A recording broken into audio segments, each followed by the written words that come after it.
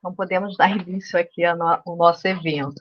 Hoje temos o prazer de receber o professor Paulo César Rosato, professor mestre em Ciências Jurídicas pela Universidade Vale do Itajaí, é doutor em Problemas Atuais do Direito Penal pela Universidade Pablo de Olavide de Sevilha, é professor do Programa de Pós-Graduação da Universidade Federal do Paraná, autor de diversas obras jurídicas e procurador de justiça.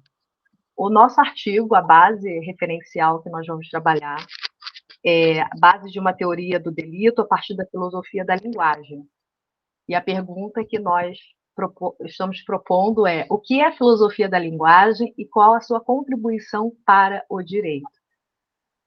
Érica, acabei não apresentando a Érica. A doutora Érica Alcântara é advogada, é doutoranda pela Universidade Federal do Rio de Janeiro e é nossa secretária adjunta. Professor, eu te passo a palavra e seja bem-vindo mais uma vez. Bem, eu quero agradecer o convite, antes de tudo. Na verdade, o convite é muito maior do que para um simples evento, né? A gente sabe bem, o convite que me foi estendido pela professora Elaine Lacerda, um convite para participar de uma comissão que debate direito e filosofia no plano da Ordem dos Advogados do Brasil, da seção do Rio de Janeiro.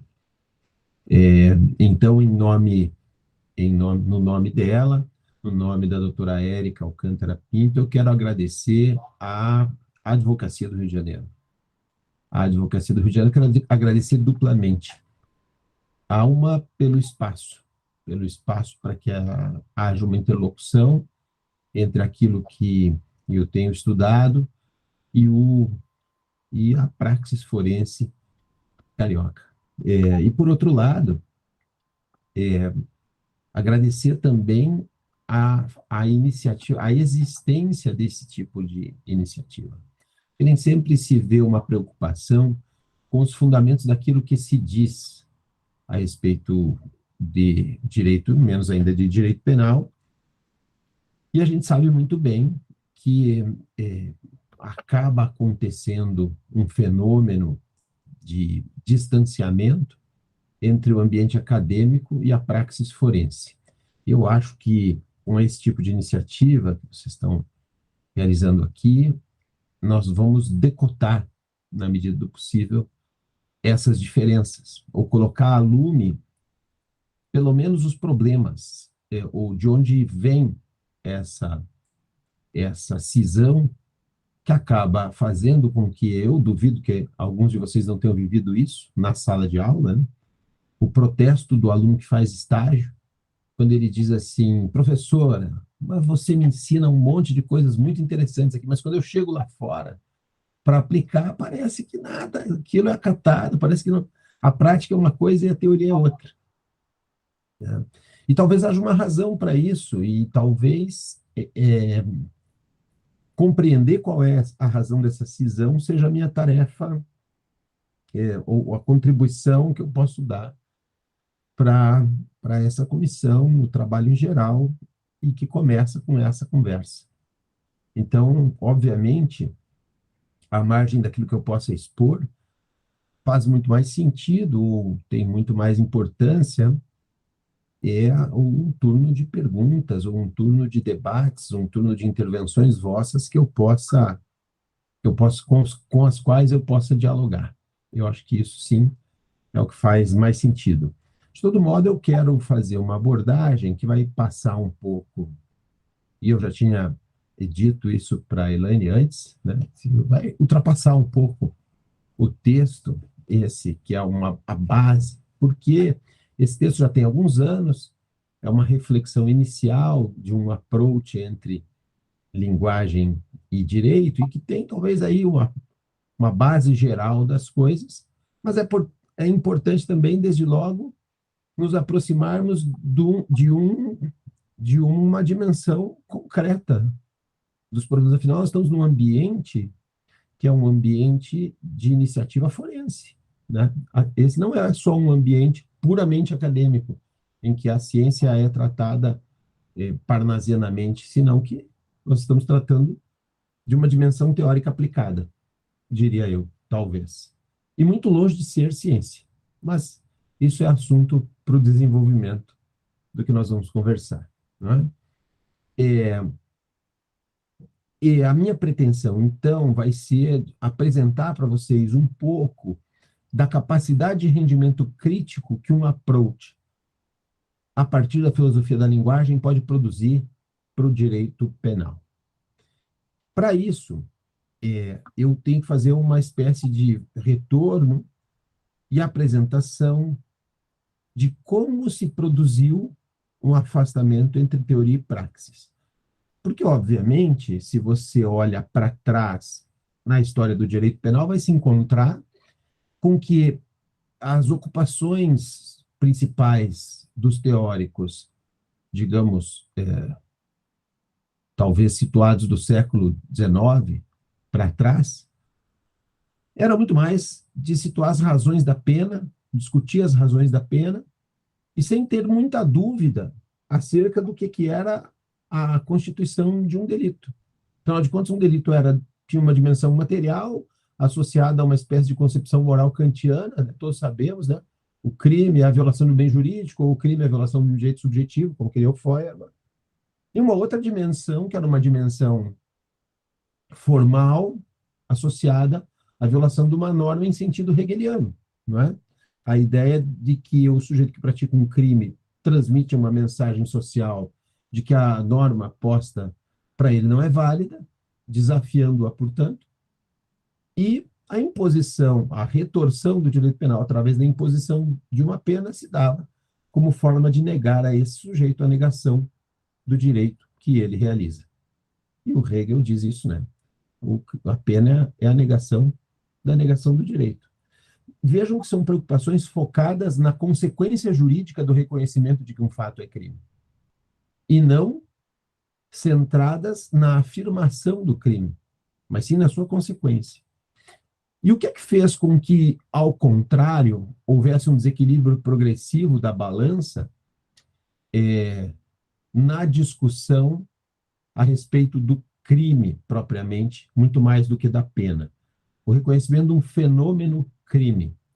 Bom, na minha maneira de ver, o surgimento de uma teoria do delito, né?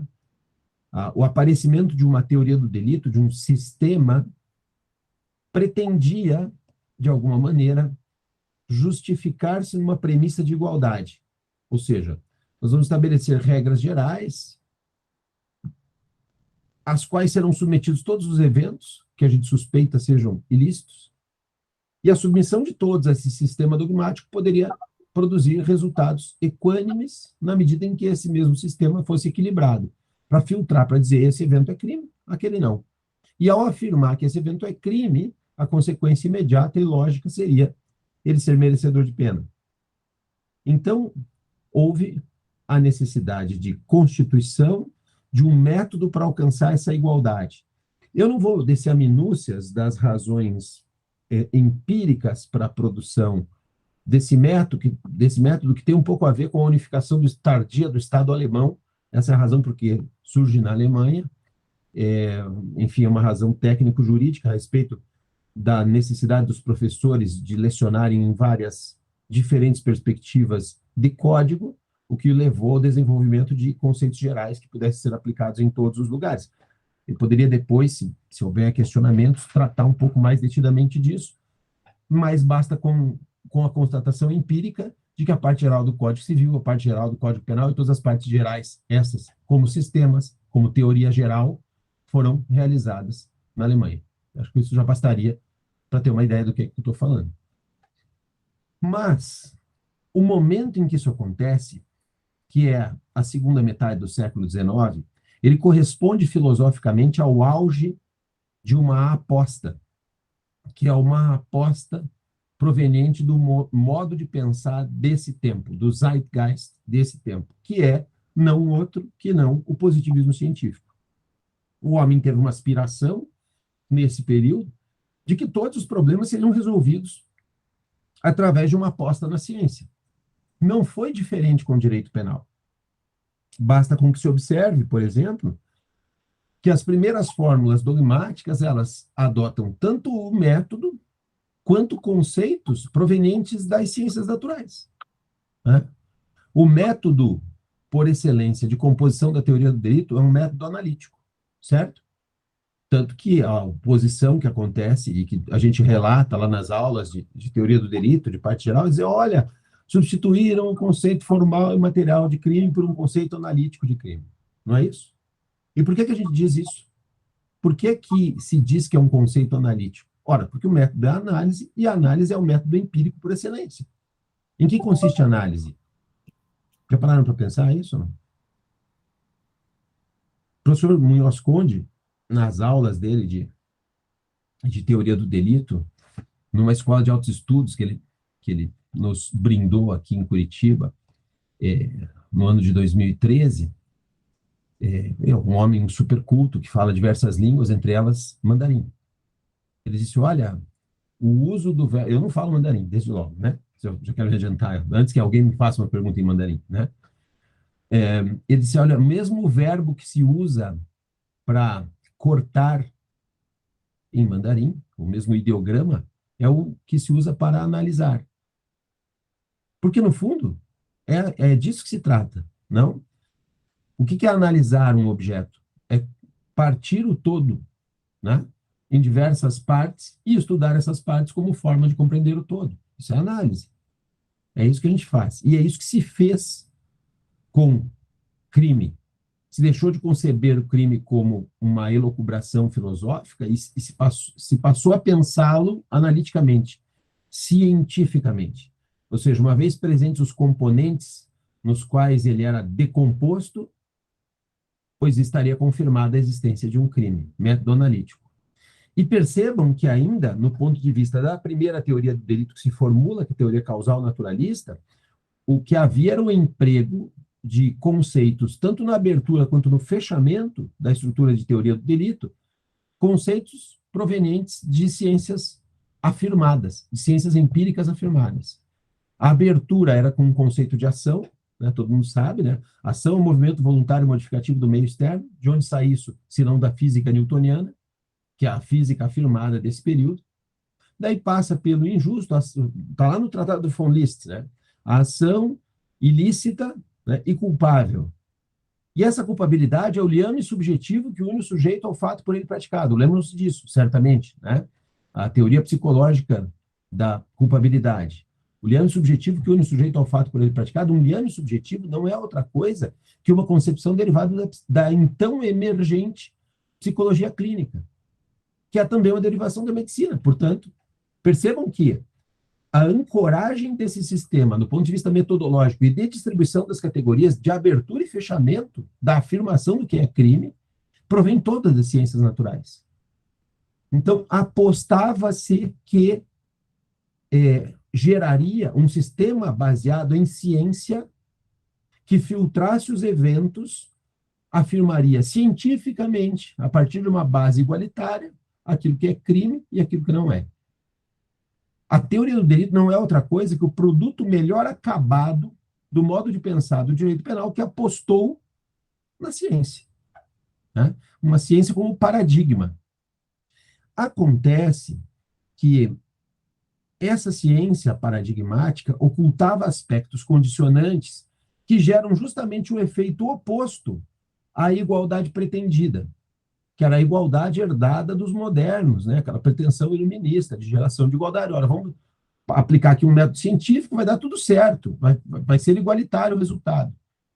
Só que percebam, há vários problemas nessa aposta na ciência.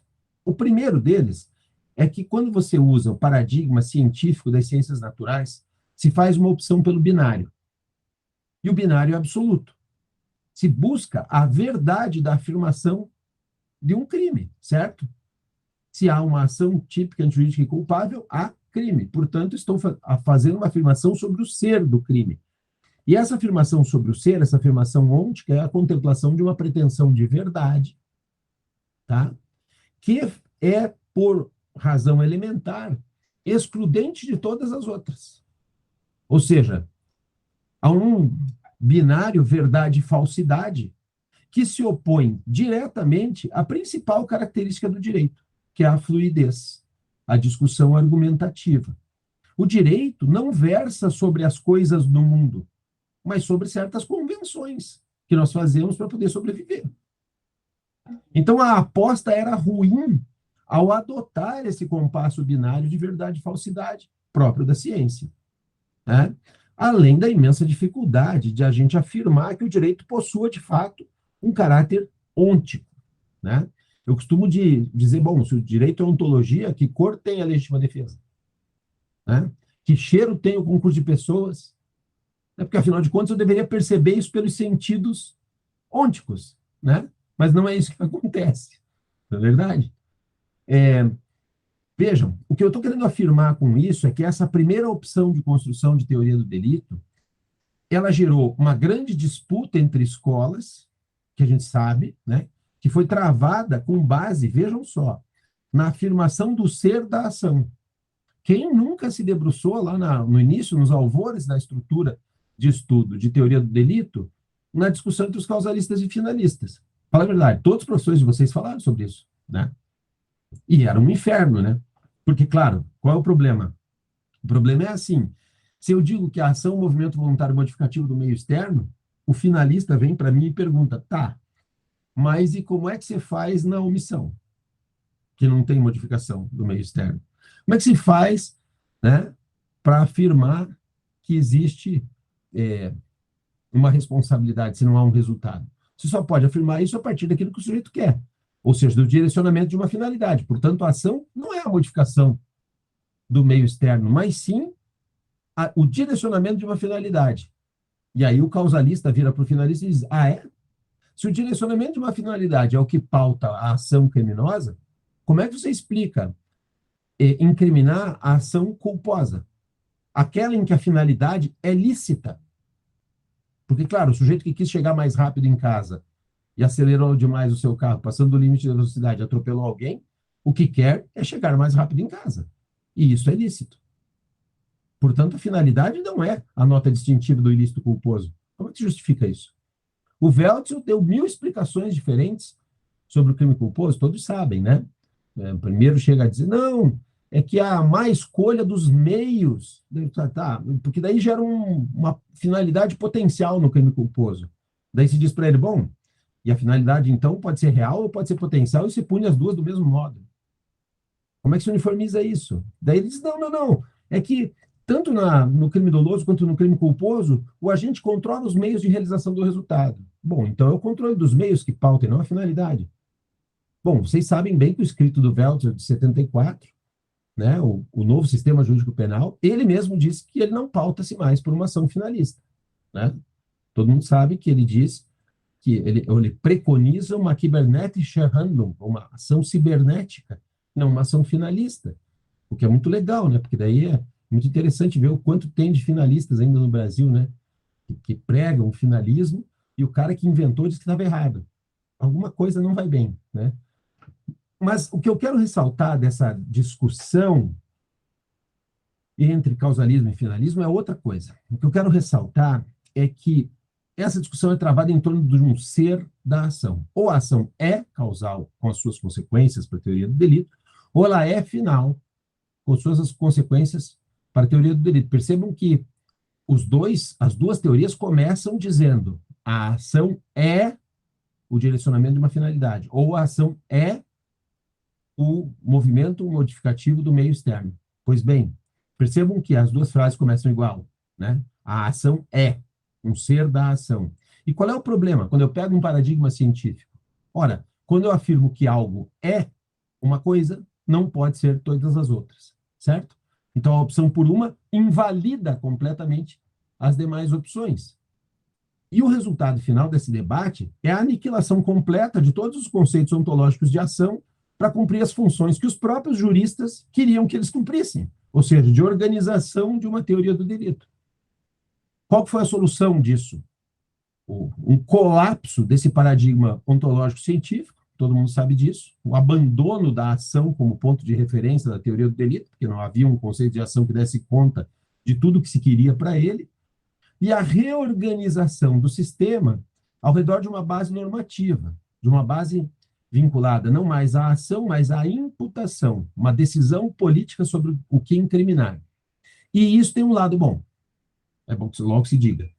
Admitir que o direito penal é um modo de expressão política, baseado em caráter social e não em condicionantes naturais. Isto é real, ou seja, é assim que funciona o direito penal.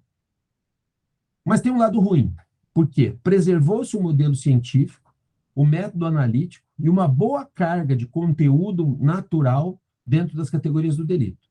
Vou dar só um exemplo, para a gente não descer a minúcias, mas se vocês me perguntarem, depois também posso desenvolver.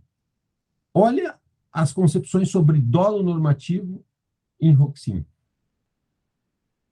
Porque claro que aparece lá, não, o dolo é atribuído, e não algo da cabeça do sujeito, aquele dolo natural que o Weltschel queria. É uma superação do ôntico, então, por uma atribuição. Mas ele pretende que essa atribuição corresponda tanto quanto possível àquilo que passa na cabeça do sujeito. O que faz com que seja inviável a afirmação de um dolo sem uma pretensão de correspondência. Já não é mais a verdade como substância, mas a verdade como correspondência em sentido tarskiano. É uma loucura. Ou seja, parece que não se saiu, ninguém saiu da verdade. Né? Ah, não, nós vamos mudar de verdade aqui, vai ser uma verdade axiológica, mas continua sendo verdade. Dá muito desespero isso, né? Porque a verdade continua sendo excludente. É bom lembrar, né? Bom, ademais, essa perspectiva que é tratada como funcionalismo, ela destituiu a ação do lugar central, né?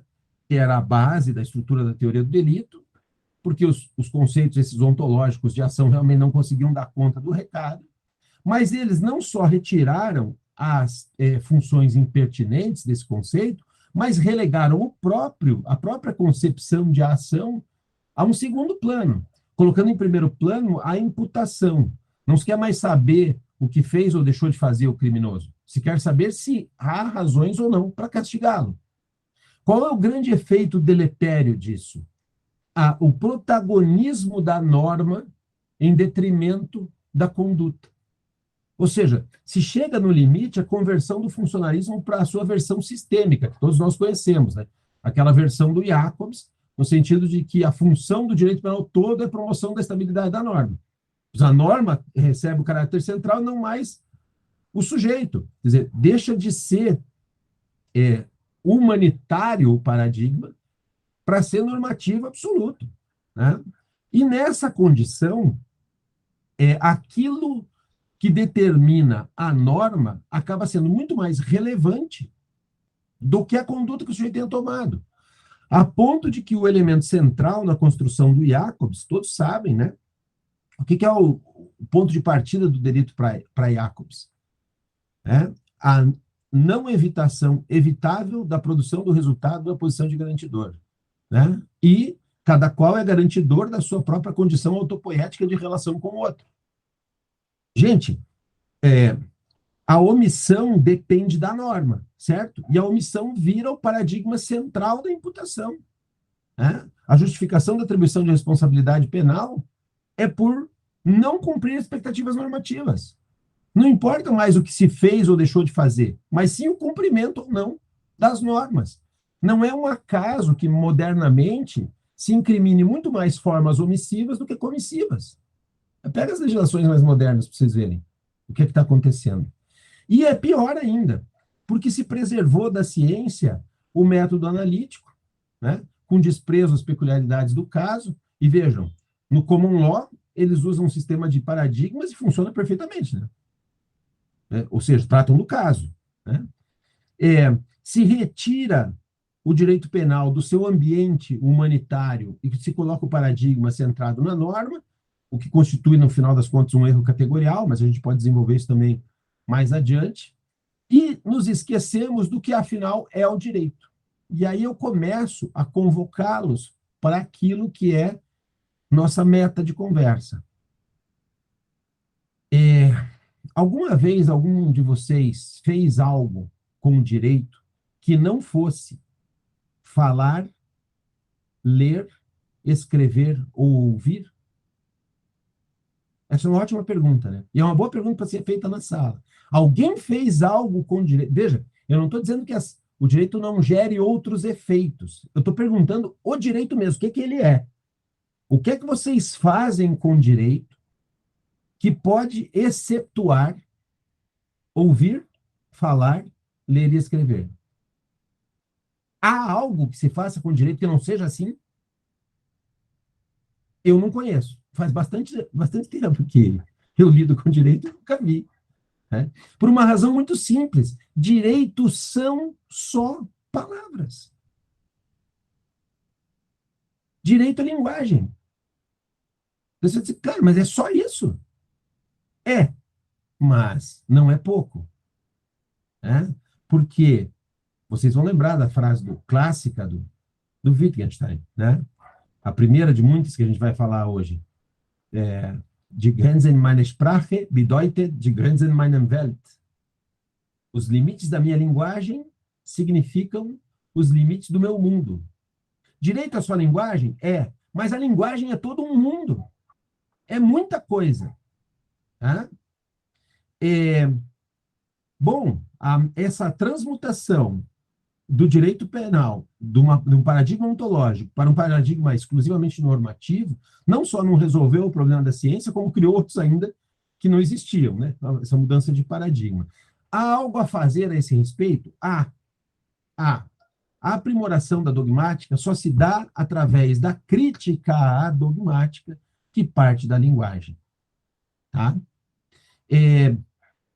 E aí, eu pessoalmente considerei que sempre foi minha referência, desde o primeiro escrito acadêmico que eu fiz, o professor Vives Anton como fonte referencial. A razão para isso é que ele foi o primeiro autor que foi buscar as fontes originais do Wittgenstein, especialmente do segundo Wittgenstein, e já vamos descer a minúcia sobre isso, para trasladá-la, essa concepção, ao direito penal. E fez isso no livro de fundamentos dele, que eu tive a graça de traduzir esse ano, e consegui apresentar a tradução do professor Vives antes de que ele viesse a falecer, agora, há poucos meses atrás. E isso, para mim, foi um motivo de júbilo. Levou 8 anos essa tradução, para que vocês tenham uma ideia do que é a densidade do trabalho do Fundamentos. Mas o professor Vives, o que fez foi exatamente buscar em Wittgenstein essa referência por uma razão. É voz corrente na filosofia, os senhores e senhoras devem saber muito melhor que eu, que o Wittgenstein é considerado a mais bem elaborada forma de confluência entre duas das mais importantes tradições filosóficas ocidentais. A tradição crítica, ele é um crítico acérrimo, e a tradição lógica. Né? Então, o Wittgenstein, já no Tratados, fala da estrutura do conhecimento científico e diz da falsidade da estrutura do conhecimento científico. O que é muito importante para a nossa conversa de hoje. Ele diz, olha, a estrutura do conhecimento científico, por excelência, ela pressupõe uma cisão entre o sujeito que conhece e o objeto que é conhecido.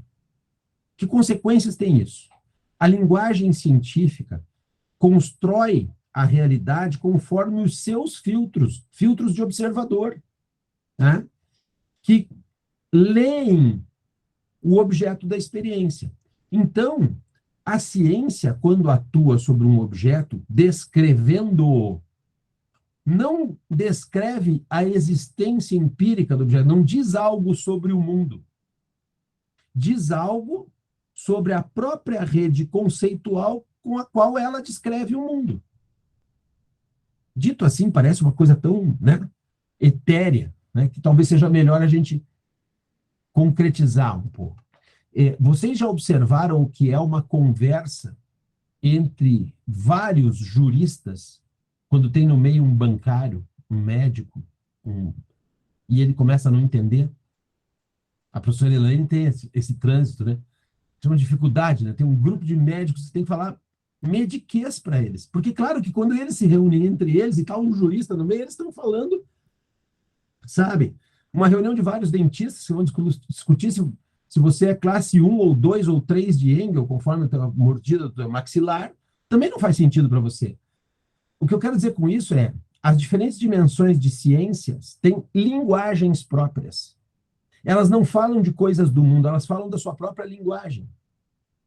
A ponto de que, algumas vezes, o uso de um termo determinado, que é confluente entre dois modelos científicos, torna ininteligível para uns aquilo que os outros estão dizendo. Eu vou dar só um exemplo disso, para que não fique, que fique claro o que eu estou falando. Vocês já tentaram, todo mundo sabe, entre nós, de linguagem juridiquês, né? Sabemos o que significa morte presumida, certo? O artigo 7º lá do Código Civil, né? Vocês já tentaram explicar isso para um médico? Não, vai ter as mesmas consequências da morte, mas o cara não morreu. Cara, como assim? Para ele, enquanto não cessarem as funções encefálicas, não estamos falando de morte. Nós estamos falando de outra coisa. Isso é uma ficção. Não, morte é igual. Dentre as mortes tem essa. Como assim? Não. E isto significa que nem nós, nem eles, estamos falando sobre coisas no mundo. Morte é um conceito operacional utilizado por um mecanismo sistemático de apreensão da realidade. Ele não descreve coisas no mundo, ele descreve a sua rede conceitual sobre coisas no mundo. Tá? Isso significa o quê? Que diferentes concepções, imaginem, se a gente está pensando que nós precisamos avançar em termos de teoria do delito, e olhamos para lá como se tentou fazer através de conceitos de ação, depois através de centralização da norma, pensem bem, enquanto nós permanecermos com o paradigma científico e não linguístico, nós estamos tentando falar de ciência, eu às vezes tenho até vergonha de apresentar o fato de eu ter feito, ou de eu pertencer a um programa de doutorado em ciência jurídica, né? Porque na minha sala acontece tudo menos ciência. Eu tenho urticária de ciência, né? Porque, afinal de contas, diferentes concepções sobre a verdade da ação, o que fizeram não foi outra coisa que invalidar completamente aquelas que a elas se opunham, né? Então, partindo de um dado elementar condicionante no paradigma de verdade científica, somente tem sentido aquilo que aquele dado quiser demonstrar, todo o resto é inválido. Sabe aquela história que, mas eu parto desse ponto de vista. Bom, você partiu desse ponto de vista, só pode chegar nele, não vai chegar em outro, né? É uma coisa terrível isso. E não se prova a insuficiência desse ou daquele modelo discutindo assim, porque você parte de um modelo e chega coerentemente aos resultados que o teu modelo te oferece. Pronto. É a inutilidade do modelo circular de fórmula científica. Tá, mas daí o que é que a gente oferece em termos de... o que o chamado linguistic turn, né? O giro paradigmático da linguagem oferece em termos jurídico-penais? Bom, por exemplo, é óbvio que o Wittgenstein não elaborou uma teoria da ação, mas o professor Vives, a partir dos paradigmas da linguagem, concebeu a ação como expressão. Não um dado do mundo, mas intersubjetivamente, como sentido que se dá pelo uso a respeito de alguma coisa. Vamos lá. O professor Vives se baseia no segundo Wittgenstein. O primeiro Wittgenstein, o Wittgenstein do Tratatus, o que quer é demonstrar que todos os problemas filosóficos são falsos problemas, são aporias derivadas de mau uso da linguagem, né? E ele se propõe, então, a descobrir a lógica da linguagem, porque uma vez descoberta a lógica da linguagem, estão resolvidos todos os problemas, que eram problemas aparentes da filosofia, certo? E é isso que ele está buscando, esse santo graal. A conclusão do Tratatus é que não se encontra esse santo grau, né? A ponto do Wittgenstein dizer, olha, esse negócio aí, não... Vocês sabem, né? Eu posso descer a minúcias para contar isso para vocês depois, mas o expediente de defesa do doutorado do Wittgenstein, que é meio forçado pelo Russell, numa situação muito peculiar, de levar ele numa festa, enganando ele, dizendo que é festa, no final é a defesa do doutorado dele. Vocês imaginem como é que vocês se sentiriam nessa circunstância, né? Ele termina a defesa, eles dão louros ao Tratatus e tal, ele diz, olha, vocês gostaram mesmo? Então pode ficar para vocês, porque está tudo errado. Ele mesmo diz que está errado. E diz que está errado porque não há uma lógica da linguagem. As lógicas da linguagem são tantas quanto os seus usos. E, portanto, se as lógicas são subsequentes e baseadas no uso, não existe uma única. É impossível buscá-la. É um santo grau. O que se pode, isso sim, é estabelecer praxes de uso consagradas por essa própria repetição. E é isso que se faz em direito. Vamos lá, não precisa seguir muito longe, vamos nos ancorar só em um exemplo. A gente pode pegar 20 outros, mas vamos lá. Pense no exemplo de um elemento normativo de um tipo. Ato obsceno. E pensem no Carnaval do Rio de Janeiro, de hoje.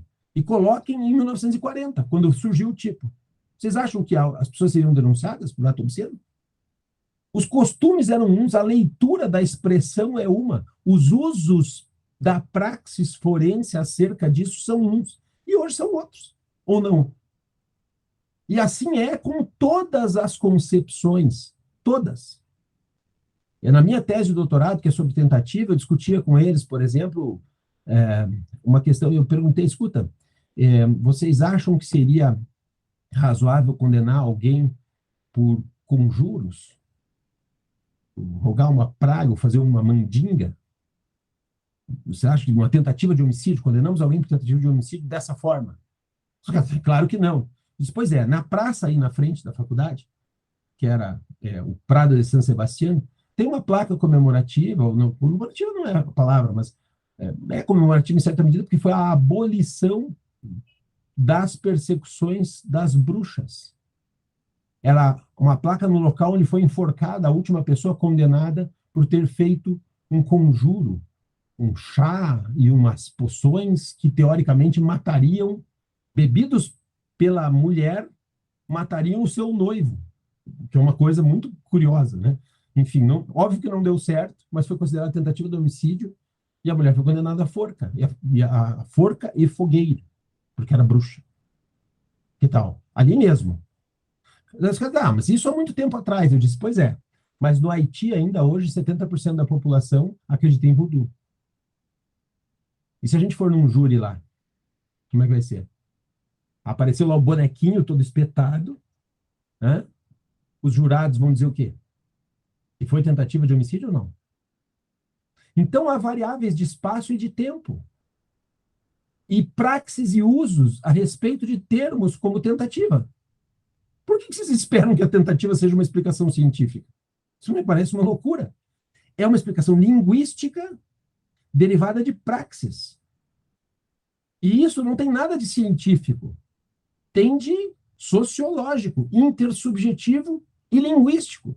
Porque os processos de comunicação vão acontecendo na medida em que transmissor e receptor compartilham quadros de mundo. Né? E é por isso que eu disse, já em mais de uma ocasião, que a única coisa que sobra da ciência, uma das características da ciência, que é ainda útil para a gente pensar uma estrutura dogmática, é o processo de avanço constante. O professor Vives diz isso. Não é que o direito seja ciência, não é. Mas tem uma característica comum entre o direito e a ciência, que é o avanço do aperfeiçoamento das construções jurídicas. Que a gente disponha sempre de novas teorias, e sempre mais simples, mais elaboradas e mais ajustadas ao uso linguístico que se faz das coisas, produz melhor resultado. O que significa que a reelaboração teórica sempre vai ter a produção de um melhor resultado, no final, prático. Né? Se você olha lá a evolução da teoria do delito, é sempre assim. Por que o finalismo superou o causalismo? Bom, porque veio depois. Por que o funcionalismo superou o finalismo? Ora, porque veio depois, reelaborou aquilo de outra forma, de uma forma mais aprimorada. E o mesmo é o que eu estou dizendo agora, né? Um paradigma da linguagem se aproxima muito mais da praxis e, portanto, produz resultados melhores. E isso, o fato de ser novo, de reelaborar, é uma coisa boa. Né? Muitos doutrinadores, assim, muitos não. Vamos ficar sem citar nomes, porque, assim, uma coisa que eu aprendi na vida se você tem um elogio para fazer, faça. Se você tem algo de ruim a dizer a respeito de alguém, diga o que e não diga quem. Né? Tem alguém que escreveu que não era aceitável que eu dissesse que a fórmula oferecida pelo Sr. Vives só porque a nova é melhor. Bom, em primeiro lugar, eu não disse isso. Né? Mas, em segundo lugar, há uma reelaboração daquilo que antes foi realizado com um paradigma inferior, produzindo melhores resultados, é uma evolução. É que as pessoas têm muito apego àquilo que elas já professaram alguma vez, e é duro você, sabe? É só o homem sábio que é capaz de mudar de opinião. Muito difícil para aquele que já se arraigou em uma concepção, abandoná-la em prol do novo. Mas, enfim, cada um que lide com com os seus problemas psicológicos, né? Vamos lá. Então, a partir do professor Vives, uma concepção significativa da ação visa uma reorientação da teoria à praxis linguística, como forma de melhorar essa teoria. Isso é frase do professor Vives, aspas, a superioridade de umas teorias sobre outras se comprova na prática. E o próprio Wittgenstein dizia isso na sua base, quando afirmava que o sentido de uma ação surge da interação social mediada por regras que só entendemos no contexto de uma forma de vida compartilhada. Vale dizer, são as nossas praxes sucessivas que vão gerando sentido de ação, de omissão, de dolo, de tentativa, de concurso de pessoas. Nós vamos reconhecendo isso pelo uso das expressões na tradução de algo. Então, a ação não é uma ideação ou consecução de um fim, mas uma expressão de sentido derivada do ato de seguir uma regra. A própria ação contém a intenção, as pretensões, os propósitos, etc. Ela não é um substrato ao qual eu acrescento os sentidos do dolo, da culpa, ou da culpabilidade, mas sim a própria ação é um sentido de expressão que eu capturo durante um evento. E aí, então, a adoção desse paradigma abre uma enorme gama de possibilidades que é impossível a gente explorar tudo de uma vez. Eu levei 3 volumes e 3.000 páginas para fazer isso. Eu escrevi um livro de parte geral e a parte especial completa do direito penal baseada nisso. Inclusive, agora estão saindo as novas edições de parte especial. A parte geral saiu já a 6ª edição e estão saindo novas. É óbvio que seria impossível a gente abrigar todas as hipóteses que são tratadas ali. Então, eu selecionei algumas, pedi licença para a Elaine para solucionar, para apresentar para vocês, e quem sabe a gente discute sobre esses casos, aqueles ganhos que eu considero importantes, ou alguns dos ganhos que eu considero importantes, da adoção da perspectiva da filosofia da linguagem aplicada no Código Penal, ou nos casos penais que a gente usa na nossa praxis forense. Vou tratar de 4. Vou tentar. Eu tenho poucos minutos já, falo muito, gente? São 19h42 aqui no meu... Eu vou tentar fazer até as 19h50, se não der, ultrapassar um pouquinho, vocês me perdoem, tá? Primeiro, uma questão relacionada às atuações em estado de inconsciência. A doutrina tradicional, inclusive a funcionalista, diz que a inconsciência são casos a atuação em inconsciência são casos de ausência de ação. Aquela história de sonambulismo, hipnose e tal, porque não há consciência, então não tem ação. Vejam que a base disso é reconhecer a ação como a filosofia da mente, a partir da filosofia da mente. Não tem consciência, não tem ação. E é muito curioso você olhar isso, porque o sentido das palavras em uso comum afirmam, por exemplo, que um sonâmbulo atua. Ou descrevem, usam um verbo de ação para um sonâmbulo, não é? Vocês já perceberam como é que é a expressão para sonâmbulo em inglês? Sleepwalking. Ora, nós estamos falando de alguém que está atuando, Caminhar é atuar, não é? É uma ação. Daí tem um caso muito curioso que é citado pelo Michael Moore. Na verdade, o Bernard Williams cita o Michael Moore, e o Michael Moore, por sua vez, referia a um caso que o Hart trabalhou. Então, a história é assim, é o caso Hill versus Baxter, o Hart explora esse caso dizendo, olha, o sujeito adormece dirigindo, e aí provoca um acidente. E veja que curioso, eu digo que quando ele está acordado, eu digo que fulano está dirigindo, certo? Dirigir é uma ação, ninguém tem dúvida disso, não é? Daí ele dormiu. Dormiu ele não está agindo mais, porque, teoricamente, ele caiu em inconsciência, se a gente usar o paradigma da filosofia da consciência. Mas e aí, um pouco antes dele adormecer, quando ele está ali no volante, ainda não adormeceu, mas está tentando evitar cair no sono, aquele negócio, nós não só dizemos que ele está dirigindo, como dizemos que ele está dirigindo perigosamente, não é? Ele deveria ter parado. Então, percebam que nesse estado em que ele já está, vamos dizer assim, com a consciência ao menos turbada, não falta consciência, mas nós continuamos dizendo que ele está dirigindo. Né? É quando ele dorme que nós dizemos que ele dormiu e não dirigiu. Mas até lá nós dizemos que ele está dirigindo. Não é curioso isso? Como é que isso é ausência de ação?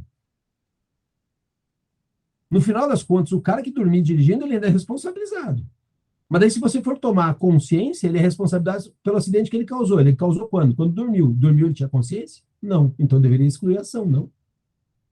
Olha se não é uma coisa maluca isso. Aí o Michael Moore vai explorar um caso para contraditar isso, que é o caso da lei de Macbeth, que depois o professor Vives explora, né? Vocês sabem a história, né, do Macbeth, né? A lei de Macbeth desce as escadas com uma vela na mão, sonâmbula, esfregando as mãos como se as lavasse, dizendo, nossa, como tinha sangue esse velhinho e tal. Sonâmbula, né? Daí diz o Michael Moore, o uso da linguagem comum para a designação das ações, ela estava lavando as mãos, ela falava, ela descia as escadas, ela segurava uma vela, é um uso impreciso, porque não basta o uso da linguagem comum para a designação das ações. Afinal de contas, a gente usa a linguagem comum para dizer de coisas que, evidentemente, não realizaram ação. Por exemplo, a árvore derruba suas folhas. A água alcança o nível.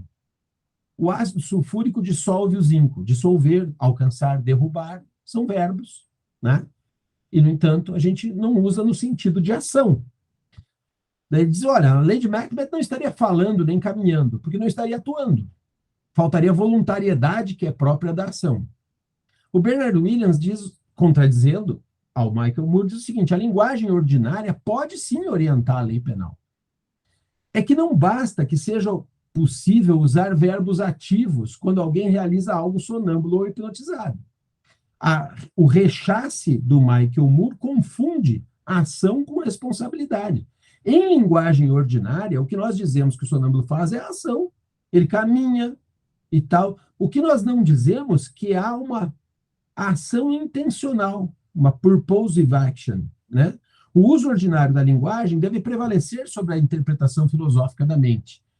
Né? Por quê? Porque se a lei de Macbeth estivesse desperta, a gente explicaria o que ela fez do mesmo modo. Ela caminhou, ela desceu a escada, ela esfregou as mãos, ela falou. E usaríamos a mesma linguagem comum. Mas, claro, diz o professor Vives, o problema aqui é a confusão de ação com responsabilidade penal. Afinal de contas, não basta ação para responsabilidade penal. Embora haja ação, a falta de consciência pode excluir a imputabilidade, não?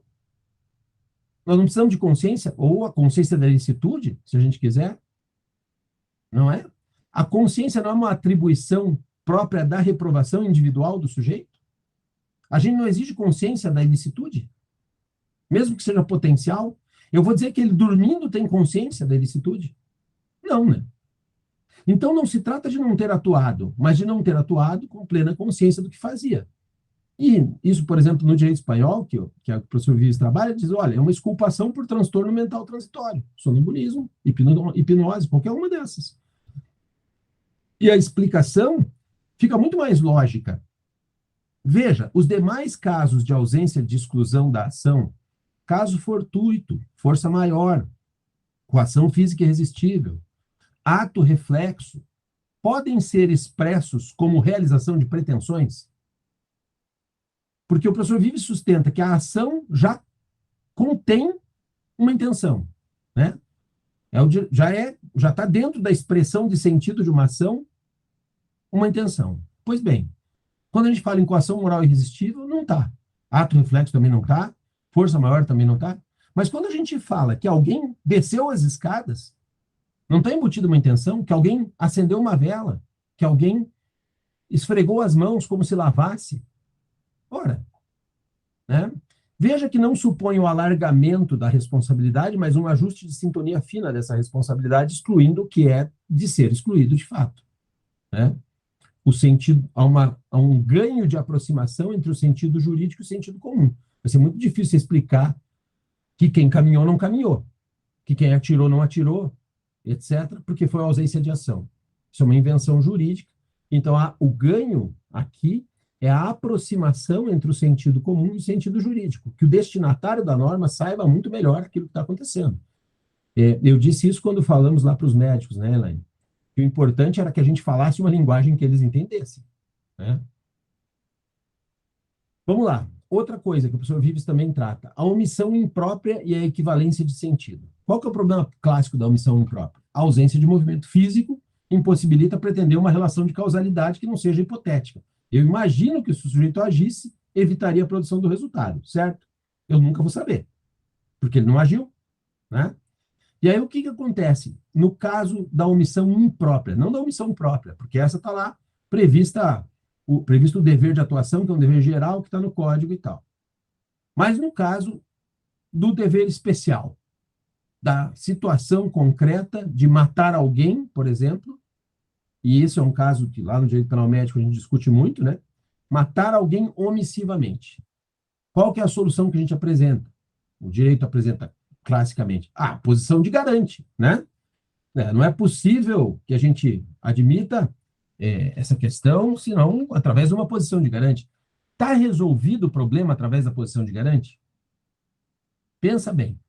O Kaufmann já tinha alertado que não é possível admitir duas coisas logicamente distintas, a responsabilidade pela causação de um resultado comissivo e a superveniência do resultado somada à condição de garante, que é uma omissão imprópria. Perceba que é a superveniência do resultado mais a condição de garante que equivale, por alguma razão de magia, à comissão. O senhor Vives Anton diz que, do ponto de vista normativo, a norma afligida da comissão é proibitiva. Na omissão, é um comando de ação. Se as normas proibitivas vedam a produção de um resultado, e esse não pode ser produzido, causado ou provocado por um nada ontológico, o recurso à posição de garante não resolve a fragilidade da causalidade hipotética. Como é que se soluciona isso? O professor Vives propôs e houve a alteração do Código Penal espanhol nesse sentido, dizendo que há um abuso de legalidade, do princípio de legalidade, se eu simplesmente imputar a omissão a alguém por ele estar na posição de garante. É preciso que haja uma equivalência de sentido linguístico naquilo que ele fez. Vamos lá, vou tentar ser mais... Os exemplos sempre são, né, a forma de esclarecer bem a coisa. Imagine o seguinte, qual que é o clássico da omissão imprópria? A mãe que deixa de amamentar o filho, né? Aquela história toda, né? E aí, por conta disso, acaba, então, o filho perecendo e morreu. Claro que isso aí é um exemplo que existe, de fato, né? Mas na lista forense ele acontece muito pouco. Mas há várias outras omissões que a gente vê na lista forense com muita frequência. E é claro que eu consigo dizer, com sentido comum, ou seja, eu consigo explicar para o porteiro do meu prédio, para o bancário, para o dentista, para o médico, para todo mundo que não é do direito, eu consigo explicar que fulana matou o seu bebê, deixando de alimentá-lo. Não? Faz sentido, né, quando eu digo isso. Pois bem, agora veja um caso assim. O sujeito subiu numa pilha de papéis, de rolos de papel numa fábrica, os rolos rodaram e tragaram ele no meio. Descobriu-se que, estou falando de um caso concreto, tá? Descobriu-se que a Comissão de Prevenção de Acidentes, que tinha sido organizada, não tinha implementado ainda uma reunião com os funcionários para explicar as normas de segurança, entre as quais não subir nas pilhas de papel, porque elas rodam. E foi o que aconteceu aí. Então, foi denunciado o proprietário da fábrica. Por quê? Porque ele deveria, segundo a denúncia, ele deveria ter promovido, através do seu gerente, a composição de uma comissão de prevenção de acidentes que fosse efetiva para evitar que o funcionário subisse nas pilhas de papel. Eu consigo explicar em sentido comum, eu consigo dizer a frase: o dono da fábrica era um dos sócios, na verdade, né? Os sócios da fábrica mataram o Zé. É complicado, né? Eventualmente, eu posso até chegar numa comissão que tenha sido nomeada, por exemplo, uma CIPA, que não falou com os funcionários. Essa omissão, eu consigo dizer, ó, o ciclano, ao não avisar para o fulano que não subisse no papel, matou, acabou matando o cara. Ele tinha que instruir os funcionários, botou o funcionário para trabalhar e não avisou. Eventualmente até poderia chegar aí, mas no sócio da fábrica, eu consigo dizer com sentido isso? E esse é o problema. O professor Vives disse, é um problema de legalidade. O verbo do tipo é matar alguém. A conduta do sujeito tem que ser equivalente linguisticamente ao uso da expressão matar alguém, porque senão, do que é que nós estamos falando? Tá? Então, em sentido jurídico, o uso corrente da linguagem sobre as condutas ele vai se estabilizando em padrões práticos e usos estáveis. Né? E é isso que os faz reconhecer validade. E assim deveria ser também no direito. Por que não? Se, afinal de contas, a gente quer que a linguagem jurídica seja próxima do seu destinatário, né?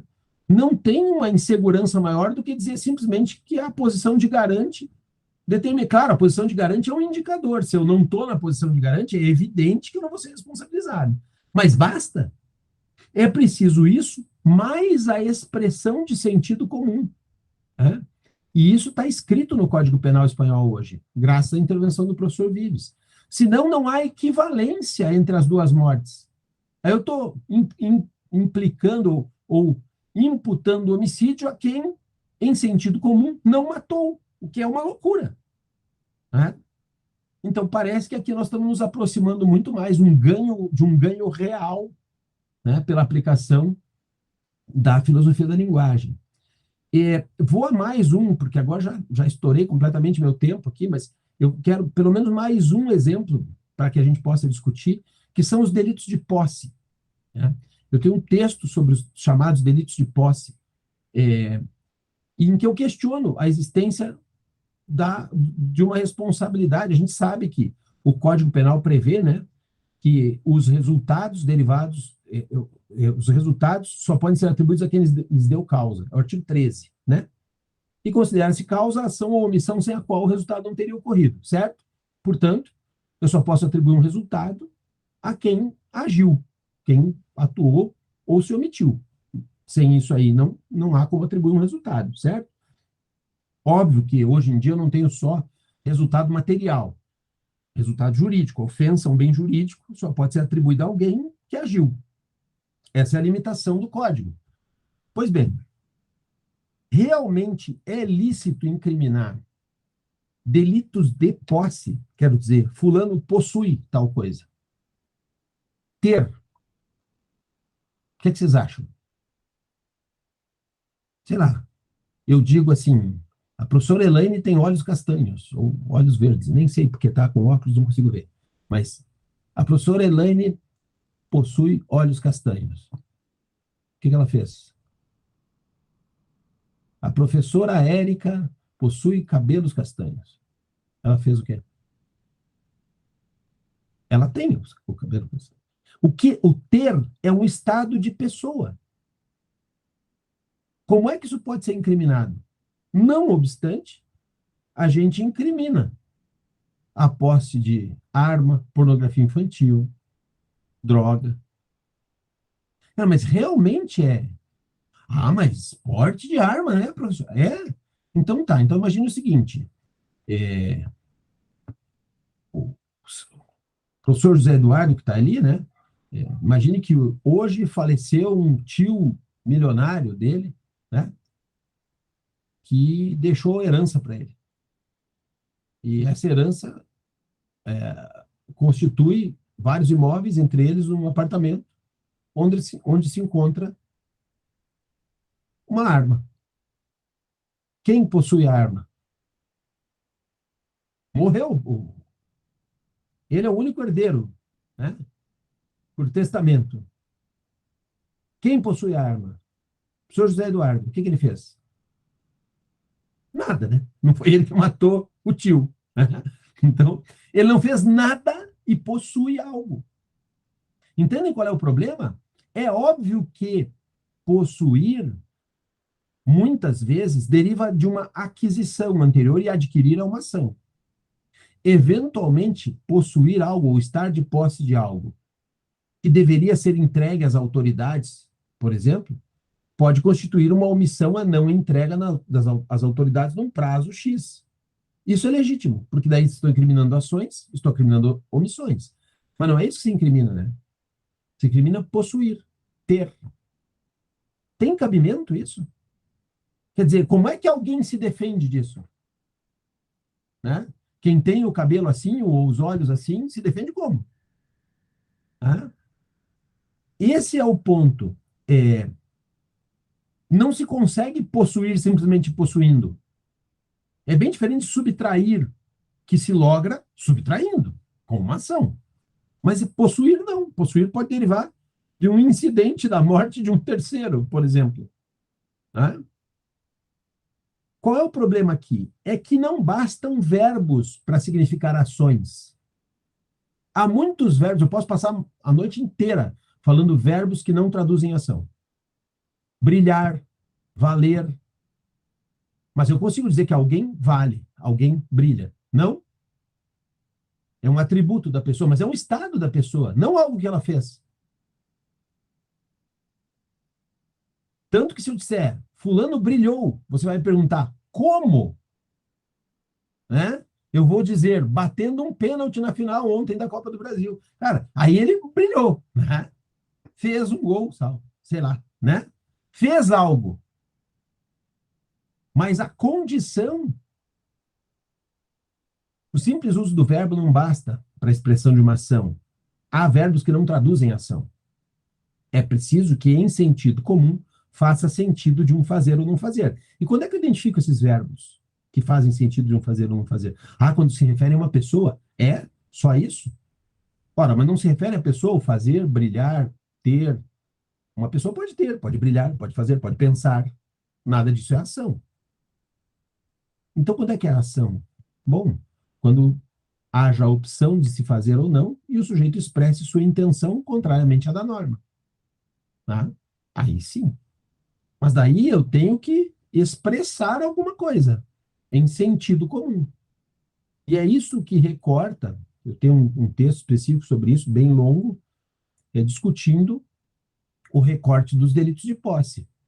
Não é legítimo. O que se fez foi um avanço de barreiras de imputação para dificultar a prova. Tem um caso que é paradigmático, vocês conseguem ver toda a origem disso, que é um caso de 62, Robinson versus Califórnia, nos Estados Unidos, em que alterou-se o Model Penal Code para incluir outras condutas, porque um sujeito, Lawrence, foi detido com marcas de agulha hipodérmica no braço. Não tinha droga, não tinha, provavelmente tinha feito uso da droga, mas não estava de posse de droga, não transferiu, não vendeu, não comprou, não adquiriu, não tinha prova de nada.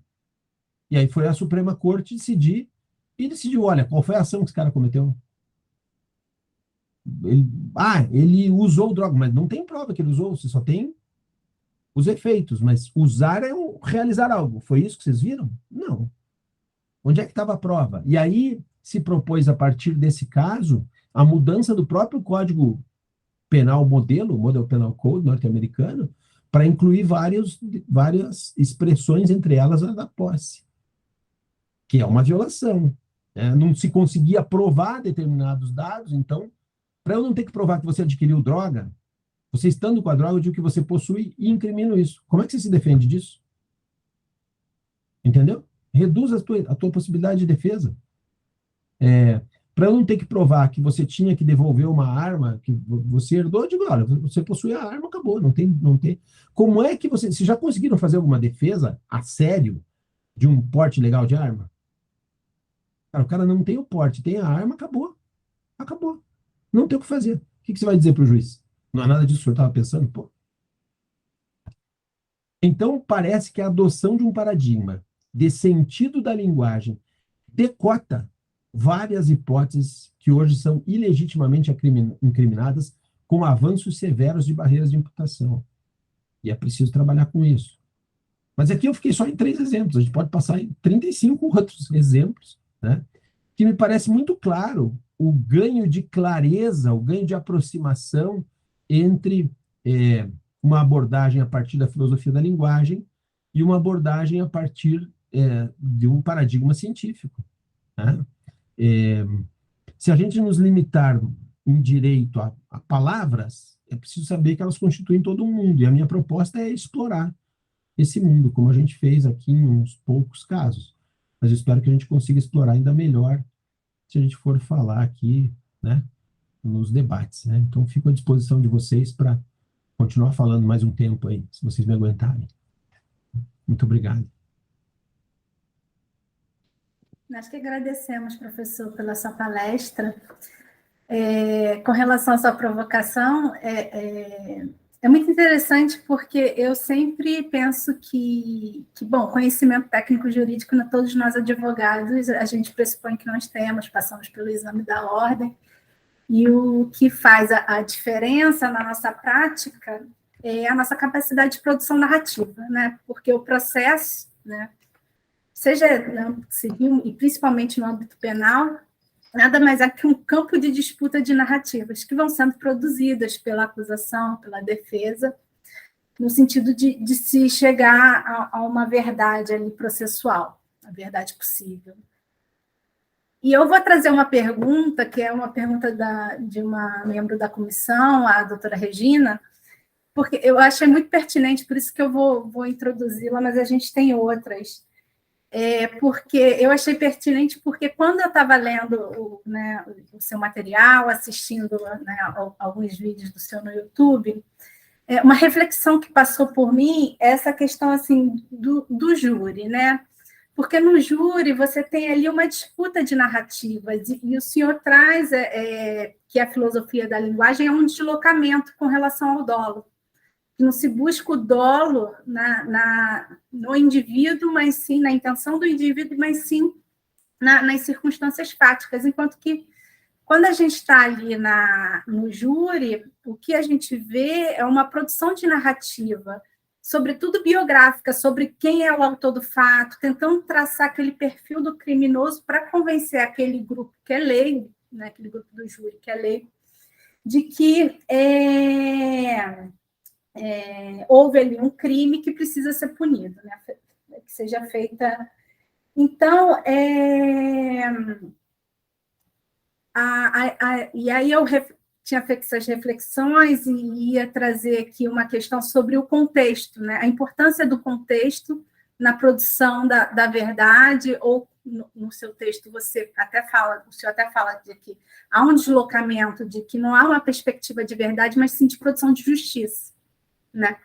E a pergunta que a Regina faz, assim, o que ela pede é que se traga alguns exemplos de contribuição da filosofia da linguagem para o tribunal do júri, que seria responsável por julgar os crimes dolosos, né? E aí ela coloca, a intenção é um elemento necessário para a configuração do dolo, mas é difícil presumi-lo. Entendi pelo artigo que a teoria significativa da ação seria capaz de nos trazer mais elementos, né? Então ela está interessada nesses elementos, para fazer essa análise da culpabilidade. Então, indago como os jurados poderiam. Então, ela traz uma dúvida que é legítima, né? Porque no júri, o leigo está nessa posição, né? E a gente vê um esforço do Ministério Público, das defensorias, de tentar trazer algum elemento jurídico para ajudar o júri no seu julgamento. E aí ela traz essa questão, professor. Também. Vamos lá, a questão é ótima. A questão é ótima e permite explorar uma coisa que eu não tinha explorado ainda, que é a questão específica do dolo, né? E veja só, em primeiro lugar, muito bem dito pela doutora Érica, existe um duelo de narrativas no júri. E, às vezes, essas narrativas entram por caminhos que são caminhos ruins. Ah, mas o fulano maltrata a sua família, o fulano foi condenado outras vezes por outros fatos, o fulano é isso, o fulano é aquilo. Que é aquela perspectiva de um direito penal de autor, que nós sabemos o quanto é execrável, né? Mas por que se faz isso? Se faz isso como estratégia de júri, numa ideia de que o jurado também é preconceituoso, tanto quanto aquele que está falando, né? E aí vai comprar essa narrativa. Por quê? Porque, como diz o Habermas, um processo de comunicação se estabelece quando o transmissor e receptor compartilham quadros de mundo, né? Então, a expectativa é, esse sujeito é tão preconceituoso como eu vou falar dos antecedentes do réu, ou o contrário, né? O defensor vai falar que a vítima não prestava, né? Porque daí eu vou criar uma identidade com o jurado, ele vai ser preconceituoso também, ele vem no meu discurso. Só que isso é uma narrativa geral. Especificamente sobre o dolo, eu quero mostrar como o que a gente já faz e sempre fez no júri não é outra coisa que não a perspectiva da linguagem. Primeiro, dolo natural não existe. Ou seja, eu não estou dizendo que você não pensou para fazer alguma coisa quando agiu com dolo. Eu estou dizendo que isso aconteceu em primeira pessoa. E o direito não se ocupa da primeira pessoa. Né? O que você pensou ou não pensou é inacessível para mim, para o juiz, ou para quem quer que seja. E não adianta eu tentar convencer o jurado por essa via, porque não é assim que a banda toca. Ah, o fulano agiu com dolo. Ah, é? E como é que você sabe? Né? E isso não sou eu que estou dizendo. Essa pergunta, ou como é que você sabe, foi feita pelo Fletcher. Né? Fletcher perguntava aos discípulos do Weltzel, você disse que a nota distintiva da ação é o direcionamento de uma finalidade? A pergunta certa a fazer a partir daí não é o que é a finalidade, que vocês ficaram tentando discutir, mas sim como é que você sabe. Porque é essa a pergunta certa. Né? Olha bem, se nós usarmos o paradigma de um dolo natural, algo que o sujeito pensou, ou ainda a pretensão funcionalista de equivaler a algo que o sujeito pensou, né, na atribuição do dolo, nós vamos atribuir um dolo que é o mais equivalente possível àquilo que ele pensou. Mas eu não sei o que ele pensou, e não saberei nunca o que ele pensou. Veja se eu consigo ser convincente como acusador no júri, se eu disser para os jurados assim, senhores jurados, suponha que era um caso de tentativa de homicídio, tá? Eu digo para os jurados, senhores jurados, o réu tentou matar. Você sabe por quê? Porque ele sempre quis matar a vítima. Ele pensava o tempo todo em matar a vítima. No dia em que ele encontrou a vítima, ele tinha uma ideia fixa na cabeça, pensando em matá-la constantemente.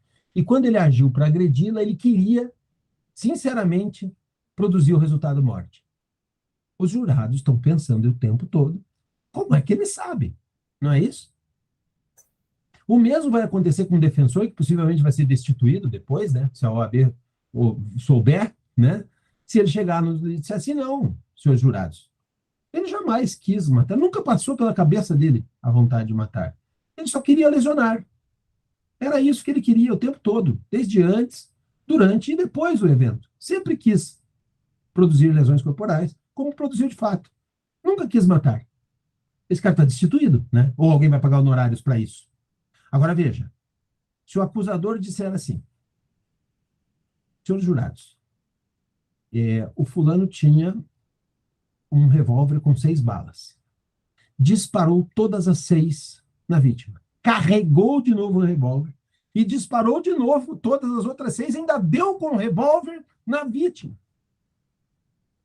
Há alguma dúvida que ele queria matar? Falou-se sobre o que ele pensou? Não. Né? Agora pense o defensor dizendo, senhores jurados, ele tinha 6 balas no revólver. Disparou só uma. Ele estava a 3 metros da vítima e ao invés de disparar na cabeça ou no tórax, disparou na perna. Depois do disparo, ele colocou a vítima no carro e levou para o hospital. Em algum momento ele falou sobre o que queria ou pensava o réu? Não. Mas ele foi extremamente convincente. Ou não? Com o que ele trabalhou? Exclusivamente com circunstâncias. Exclusivamente com circunstâncias que traduziram na praxis e uso comum da linguagem dos jurados que alguém queria matar ou não queria matar. O dolo ou não dolo, a expressão de vontade contida no dolo, não se encontra na cabeça de ninguém. E se encontra, é inacessível. Você só consegue traduzir a expressão da intenção no contexto em que se realiza a própria ação. E, às vezes, isso não corresponde a nada empírico. Vamos lá. Eu vou continuar para para que a gente mostre isso, e agora eu vou induzir os senhores em erro. É engraçado, né? Você já antecipa que vai induzir em erro e as pessoas caem mesmo assim. Faz tempo que eu faço isso nesse exemplo e é uma coisa muito curiosa. Então, vejam bem. Imagine o seguinte, eu venho dirigindo meu veículo automotor distraído, sei lá, hoje eu estava ouvindo no carro uma música muito antiga do The Zombies, sabe? Uma música meio psicodélica, um negocinho anos 60 e tal. E eu distraído, passo o sinal vermelho e atropelo alguém. Pronto. Se eu desço do meu carro, vou lá, eu olho, e é um desafeto meu. Eu digo, yes! E aí tem um monte de gente olhando, que vai lá no juiz, como testemunho, e vão dizer, doutor, o que eu vi é aquele sujeito ali do terno azul passar um sinal vermelho, atropelar uma pessoa e sair comemorando. Eu estou condenado por dolo ou imprudência, senhores? O que vocês acham? 20 testemunhos, será a mesma coisa. Eu estou condenado por dolo. Daí vocês vão achar que isso é uma tremenda injustiça. Meu Deus, só que eu enganei vocês. Porque eu ofereci um dado empírico indisponível no processo, que foi induzir vocês todos a pensarem que o ponto de partida da nossa conversa era que eu vinha distraído ouvindo música. E passei o sinal fechado sem ver. Mas isso é o que eu vou tentar dizer para o juiz. Aliás, eu vou, sei lá, levar um CD do The Zombies para o juiz, para ver se ele escuta, ver se também não tem aquela sensação de, né? Enfim, eu vou tentar. Mas é o meu discurso. Não é uma realidade empírica dada. O erro, a indução a erro do finalismo constantemente era dar exemplos em que o dado empírico é algo incontestável, dado. E isso não é assim no processo, por uma razão muito simples. O processo não é uma coisa no mundo, senhores. É a reconstrução de alguma coisa, com linguagem jurídica. A gente faz a posteriori uma retroação e uma reconstituição do fato, com os dados que a gente tem. Não é o fato. Entendem? Eu tenho uma câmera, eu tenho a câmera que vai mostrar. Vai mostrar um sujeito com o olhar meio parado, que passa o sinal vermelho, desce do carro e sai comemorando. Ora, não vai mostrar nada. Não há acesso àquilo que está em primeira pessoa. Nunca. E o erro é presumir que há. E esse erro provém do paradigma científico. A gente quer corresponder ao que está na cabeça do cara. Não vai dar. Não vai dar de entrada. O direito é insuficiente para isso.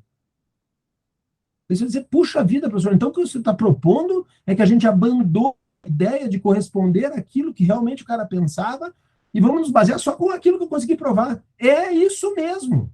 Nós nunca fizemos outra coisa, esqueça. Aquela pretensão de alcançar o que está dentro da cabeça dele não pertence ao direito. Nunca pertenceu. E, portanto, aquilo que nós vamos afirmar não é uma verdade. É a tentativa de ser o mais justo possível. E quando vai ser mais justo? Quanto mais variáveis eu obtiver para poder traduzir o sentido de dolo, culpa, né, legítima defesa ou não, enfim, erro. Eu vou juntar circunstâncias. Circunstâncias vem de circumstare, aquilo que está ao redor da coisa, não é a coisa. Né? Tá certo? E é isso que a gente faz. No júri a gente fez sempre, em alegações finais a gente sempre fez, explora a prova para dar sentido de dolo, de culpa, de legítima defesa, de participação consciente e inconsciente, de erro de tipo, de erro de proibição, tudo. Todos os elementos, toda a teoria do delito não é outra coisa do que uma expressão linguística de algo que quer se traduzir como a produção do resultado mais justo possível em dizer que um fato é crime e outro não. São tentativas sucessivas de melhorar esse resultado. Né? Então, a gente está tentando aprimorar isso. A melhor maneira de fazer isso é adotar um paradigma da linguagem. Você vai dizer, puxa vida, mas, professor, mas daí já não tem mais correspondência à verdade do que o sujeito pensou ou não? Olha, em primeiro lugar, nunca teve. Em segundo lugar, que garantia e que fundamento te oferece o magistrado que diz assim, na sentença dele? Condena o fulano por dolo porque ele tinha consciência e vontade para a prática do delito. O quê? Que fundamento é esse? Qual é o fundamento que ele te deu?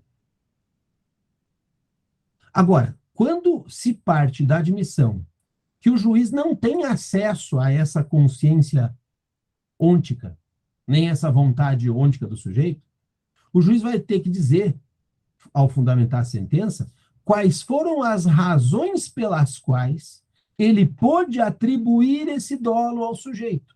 Ele vai dizer, olha, observei essa circunstância, esta, que me fazem concluir em sentido comum que isso traduz consciência e vontade de realizar o delito. E aí você vai poder discutir esses paradigmas, essas referências que ele usou. Olha, o senhor deixou de usar tal e tal e tal e tal referência. Esse fundamento, senhor, não se aplica porque a prova tal diz o contrário. Aí você vai discutir os fundamentos, porque ele vai dar razões pelas quais se atribuiu o sentido de matar, subtrair, furtar, enganar, enfim, né? Aquilo que foi realizado, no caso concreto. Ele vai dar as razões pelas quais a expressão de sentido contida no tipo traduziu-se no caso. Né? E não simplesmente dizer que isso estava na mente do sujeito, ou era isso que ele queria, ou, né? Que é a forma como tem sido trabalhado até hoje. Então, me parece que existe um ganho de rendimento bem sensível, né? Quando a gente aduz a um paradigma da linguagem, porque a gente força o julgador a nos oferecer razões. E aí se trata muito daquilo que a gente estava falando no começo, uma disputa entre razões. Qual a melhor razão? Nenhuma é excludente da outra. Há uma dialética, né? Eu sempre brinco de dizer assim, olha, alguma vez vocês fizeram um recurso ao Tribunal Superior dizendo que a sentença do juiz era falsa? Não, né? Vocês estão dizendo que o resultado que vocês propõem é mais justo que o dele. Não se trata de uma disputa pela verdade, né? Verdade e falsidade. Se trata da força do melhor argumento, né? Para traduzir o sentido de um resultado. Esse resultado é o quê? Ser crime ou não ser crime. Não sei se foi claro. Da minha parte, totalmente, professor, excelente. E com isso, assim, agora uma pergunta de alguém que não é da área criminal, né? Eu sou uma advogada civilista e atuo principalmente com direito civil e administrativo. Mas, então, a questão do dolo eventual, ela acaba aqui, que é uma discussão que fica... Não é uma discussão que fica, mas, assim, a questão do dolo eventual acaba sendo suprimida, porque a circunstância, porque como você tira isso da intenção do sujeito e joga para a circunstância, então isso levaria a uma não discussão sobre ele assumiu Mas veja, não muda nada. Não Não? muda nada. Porque, veja, o que acontece na prática é, eu consigo expressar o sentido da assunção de um risco? Sim ou não? Dá no mesmo, né? Veja só, vamos lá. Eu vou colocar um outro caso também real. Eu estou tratando só de casos que são casos forenses, né? Um indivíduo vinha conduzindo um veículo automotor numa rua reta que terminava num declive. Quando ele entrou no declive, assim, ele estava em alta velocidade, tinha um sinaleiro em cima, bem na hora que começa a descida. Ele passou esse sinaleiro fechado e desceu, tinha outro sinaleiro fechado com carros em todas as vias. E aí, quando ele viu isso, ele partiu para a calçada e na calçada atropelou 2 senhoras. Uma delas morreu. Que crime é esse? Que crime é esse? Homicídio culposo de trânsito, não? Alguma dúvida? Imprudência, né? Tranquilo? Tá, vou acrescentar um dado, então. No processo, descobriu-se que esse sujeito, embora tivesse mais de 18 anos, ainda não era habilitado. E aí? Isso influencia ou não? Bom, a meu ver, continua sendo uma imprudência, né? Uma imprudência mais grave, sem dúvida, né? É aquela qualificadora do parágrafo 1º do 302 ali do Código de Trânsito, mas, enfim, continua sendo uma imprudência. Daí eu vou acrescentar mais um dado. era uma Kombi que atropelou, e essa Kombi estava com um estrado assim no meio, era uma Kombi de entregar verduras, e naquele momento esse sujeito estava levando para casa os funcionários de uma verduraria, que terminaram o expediente. Quando terminaram, ficaram por ali jogando baralho e tal, e entre 6 pessoas ali, eles degustaram umas caipirinhas e tomaram 2 garrafas de cachaça entre 6 pessoas, inclusive o motorista. E aí vocês começam a olhar para mim e, assim, ter uma certa dúvida, né, sobre... Porque, no final das contas, vinha um indivíduo que, em excesso de velocidade, sem habilitação, sob efeito de álcool, conduziu o veículo automotor no centro da cidade e furou o sinal, né? Bem, era uma Kombi que bateu, e ao bater, fixou o velocímetro em 80 km por hora, dentro da cidade. Então, a essa altura, porque foi feita uma perícia né, na Kombi, eu tenho um sujeito que, sem ser habilitado, conduzia embriagado em alta velocidade pelo centro da cidade, uma Kombi, e passou um sinal vermelho. E aí eu começo a olhar para isso com muita cara de quem produziu um resultado anuindo com ele. Mas aí tem mais um dado. Esse sujeito, obviamente, era uma Kombi, né, gente? O para-choque é o motorista, né? Então, ele foi hospitalizado também. E aí, quando ele saiu do hospital, ele prestou depoimento dizendo: pois é, eu já tinha dito para o meu pai que o freio dessa Kombi estava com defeito. A gente bombeava, tinha hora que pegava, tinha hora que não. E aí, por causa desse depoimento, o delegado fez uma nova perícia na Kombi, constatou que, de fato, havia o freio da Kombi a ar, né? E havia um vazamento na cânula de ar do freio da Kombi.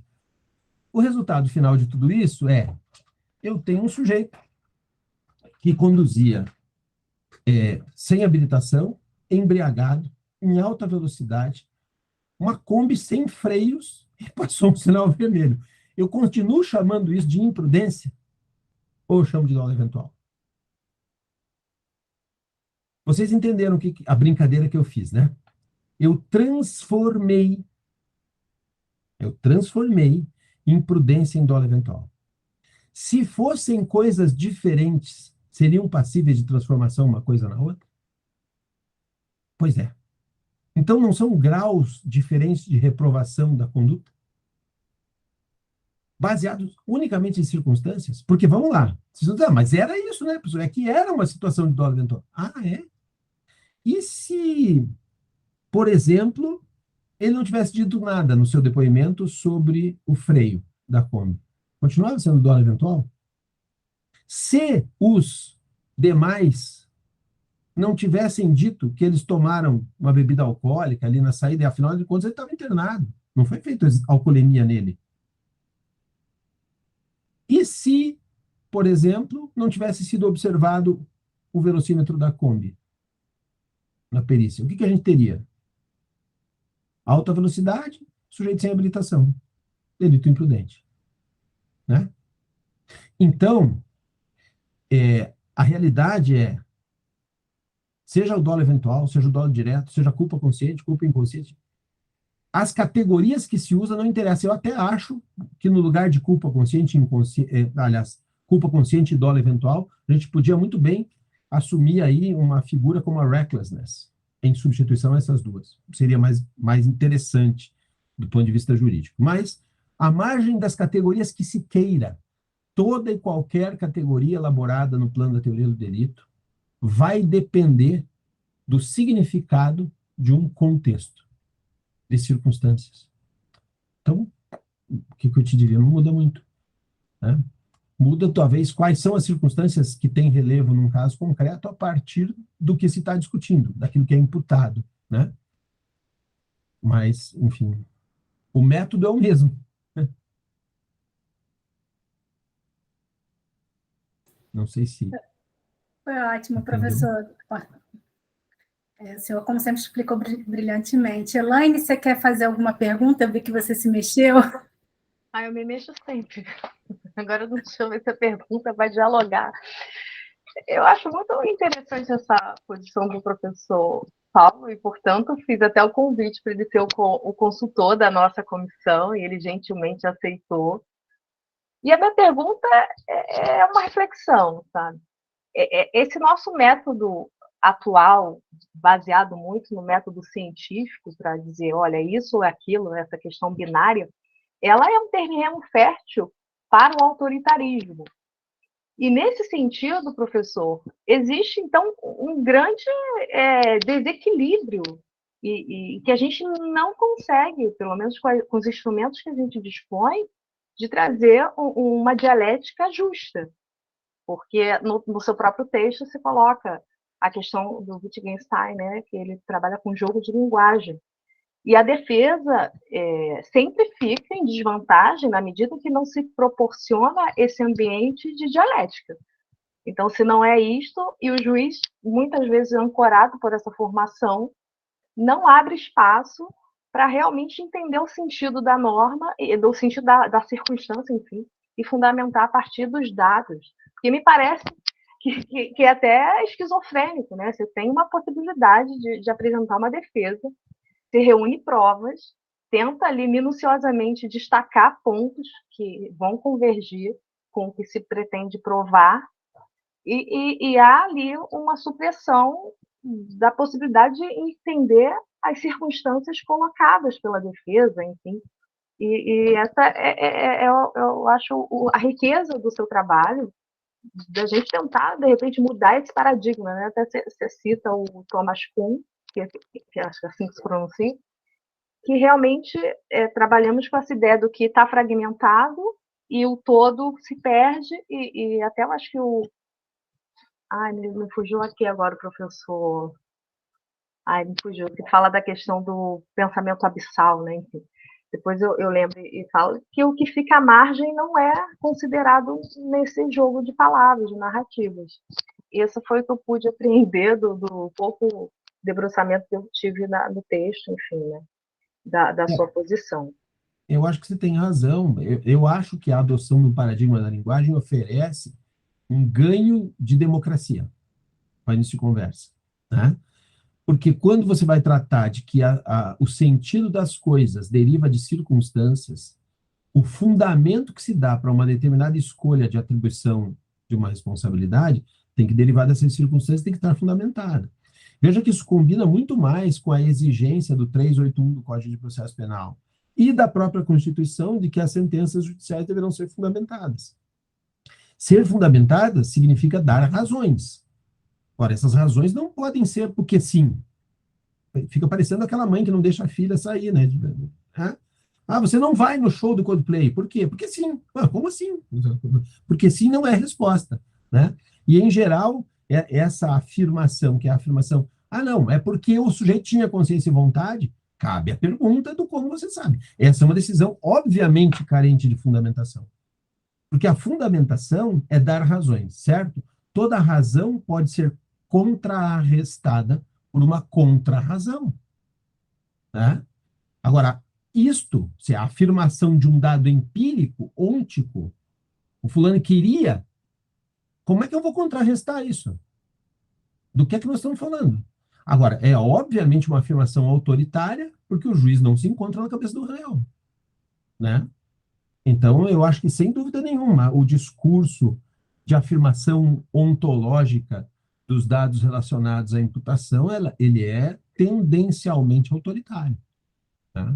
E a adoção de um paradigma de linguagem aberto tem um ganho de democracia, mas, assim, imenso, imenso. Obrigada, professor. A gente tem duas mãozinhas levantadas de perguntas para fazer. O primeiro é o Carlos. Carlos, pode fazer sua pergunta, por favor. Olá, professor. Estão me ouvindo? Então, sim. Olá, Érica. Tudo bom? Professor, os exemplos que o senhor deu, a sensação que eu tive foi que aquele dolo investigado pela intenção do agente, ele está de fora, né? Seria um dolo investigado a partir das circunstâncias do fato. Não sei se eu entendi de forma equivocada. Mas essas circunstâncias estariam ligadas à linguagem. É isso, né, professor? Só para eu ir fazendo o meu raciocínio. Eu acho que é isso. O que eu diria não é que não há intenção, é que a intenção não é algo dentro do sujeito. Entendi. A intenção não é algo na mente dele. A intenção é externa, expressa no próprio conteúdo da ação. A ação, toda a ação expressa uma intenção, uma escolha por fazer ou não fazer de alguém, né?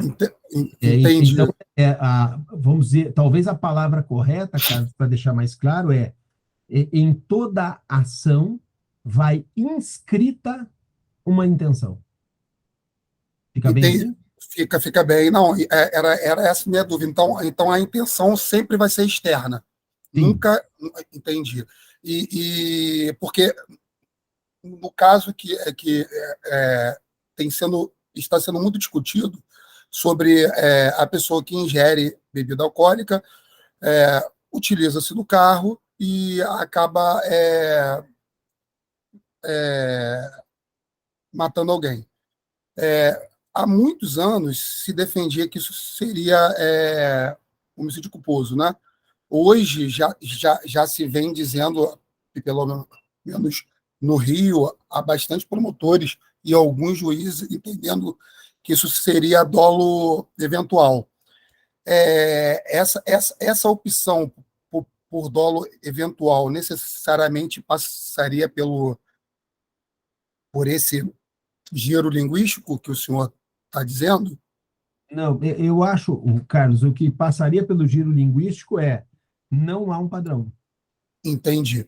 Né? Entendi. É evidente que há uma somatória de circunstâncias que, vinculadas à ingestão alcoólica, podem traduzir uma postura dolosa ou podem traduzir uma conduta imprudente.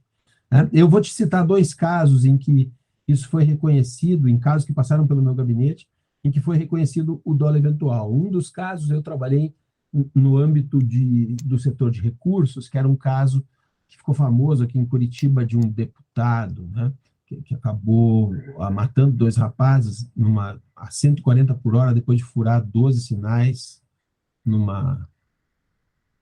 acho que eram 12, não me lembro o número de sinais, mas vários sinais fechados. Né, numa velocidade de 140 por hora, ele arrancou o teto do carro, numa subida assim, cruzou um sinal vermelho e arrancou o teto do carro e matou 2 pessoas que iam dentro do outro carro.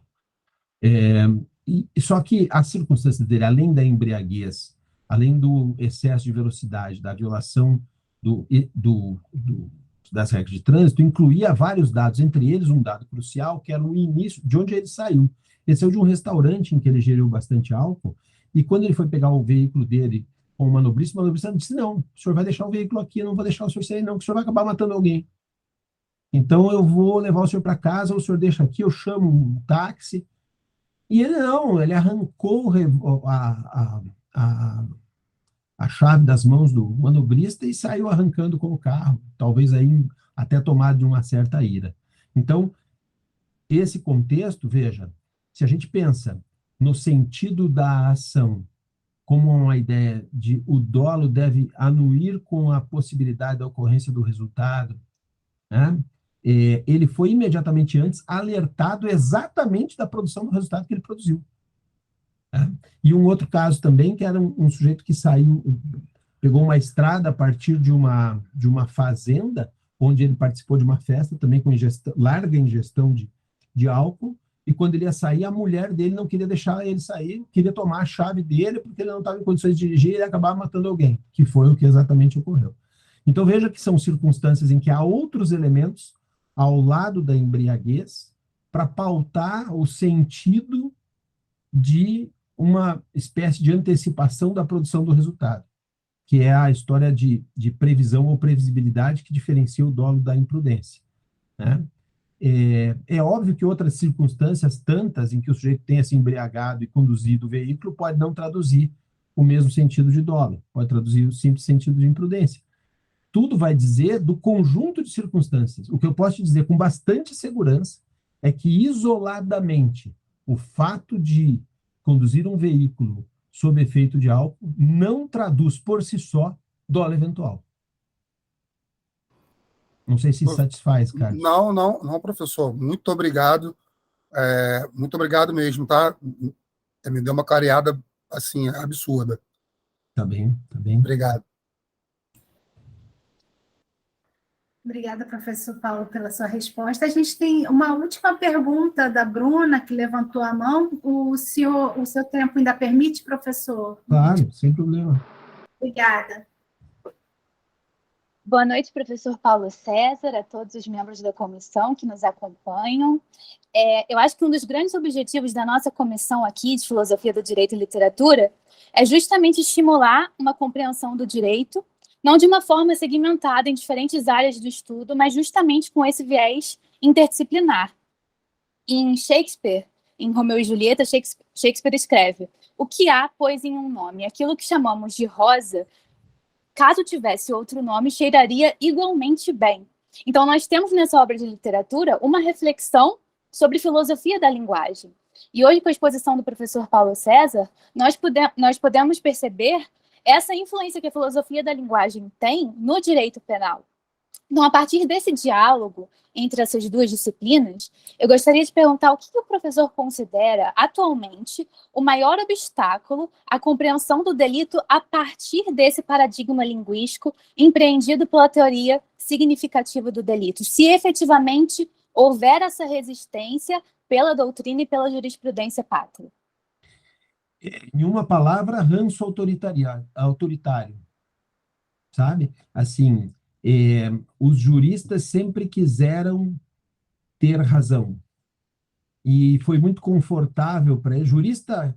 Vamos lá, os juristas soberbos é um pleonasmo, né? Os juristas são soberbos, sabe? A palavra jurista já é soberba. Não há nada mais, vamos dizer, simbólico de poder do que a afirmação que nega todas as outras. E a afirmação que nega todas as outras é a verdade. A verdade que reside na ciência. Por isso os juristas quiseram ser cientistas um dia. A adoção de um paradigma da linguagem supõe necessariamente o abandono de uma pretensão de verdade com o direito. E o abandono dessa pretensão de verdade coloca o julgador num plano de opção justificada por aquilo que seja o mais justo. E é essa dialética que se apresenta no processo todos os dias, né? O juiz que admitir a discussão de todas as teses, o juiz que admitir a discussão de todos os pontos de vista e justificar o seu decantar por uma delas a partir de certos fundamentos que ele te oferece, ele, ao mesmo tempo que dá um resultado mais justo possível dentro da sua compreensão, que é uma compreensão humana e, portanto, falível, né? Mas ele também te dá a possibilidade de questioná-lo, né? Através de um recurso. É óbvio que isso vai chegar numa instância em que vai ser a última decisão. E o simples fato de ter passado por várias vai significar uma depuração, né, do resultado. Se a gente chegar à conclusão de que esse resultado é melhor só porque foi apreciado por várias mentes, e eu acho que isso já é mais do que justificado para a passagem pelo processo e pelo sistema recursal. Agora, enquanto a gente seguir pretendendo a afirmação da verdade, nós vamos estar num barco muito perigoso, que é o barco da exclusão. Veja só, talvez, se eu fizer um paralelo, eu estou escrevendo um texto sobre isso, até lecionei uma disciplina que se chama A Verdade sobre a Verdade, em Direito Penal, né? E o que eu dizia ali, basicamente, se a gente fosse resumir, qual é o problema com a verdade em direito? É que ela é excludente. A verdade é excludente. Quando eu pretendo obter a verdade, eu excluo todas as outras opções. O meu é verdadeiro, o teu é falso. Todos os outros são falsos, porque o meu é verdadeiro, e não há uma forma de contestar isso. Isso é absoluto. Portanto, é um paradigma excludente. Enquanto que o paradigma da pretensão de justiça, ele é necessariamente comparativo. Porque não existe um justo absoluto, você concorda? Um justo absoluto é utópico, tanto quanto a verdade absoluta. Isso é utópico, né? Não está no alcance humano. Então, eu consigo dizer isso sim, que o meu resultado é mais justo que o seu. Só que para eu dizer isso, tem uma condicionante, né? Sabe qual? Incluir o seu como termo de comparação. Ou seja, uma pretensão de justiça é necessariamente inclusiva, né? Porque eu não estou dizendo que o meu é o justo e o seu é o injusto. Eu estou dizendo que o meu é mais justo que o seu. E aí, quando você recorrer da minha decisão, você vai dizer que você tem uma outra opção, que é mais justa que a minha. E quem vai apreciar isso é o tribunal, que vai dizer se a sua é mais justa, se a minha é mais justa, ou se ainda a outra, que eles apreciem como tal, é mais justa. Mas para ser mais ou menos justa, é necessário comparar-se com o outro. Isso nunca é feito no paradigma da verdade. O paradigma da verdade é: há uma verdade. As outras não são possíveis, não são vertentes, não são hipóteses verdadeiras. Não existe verdade mais ou menos, né? Ou é ou não é. Então, eu acho que esse é o nosso ganho e esse é o nosso obstáculo. Se eu dissesse para você, assim, o que é que a gente tem que pensar em termos dessa conexão multidisciplinar que você pretende, da fusão entre vários saberes com o direito, inclusive a literatura, eu acho que nós temos muito que aprender com a literatura. E a primeira coisa que nós temos que aprender com a literatura é que a literatura pode ser fantástica, né? E ao ser fantástica, não necessariamente ela é representação da verdade. Talvez a gente já devesse ter acordado para isso. Se aquilo que se faz em literatura são palavras e em direito também, quem está atrasado somos nós, né?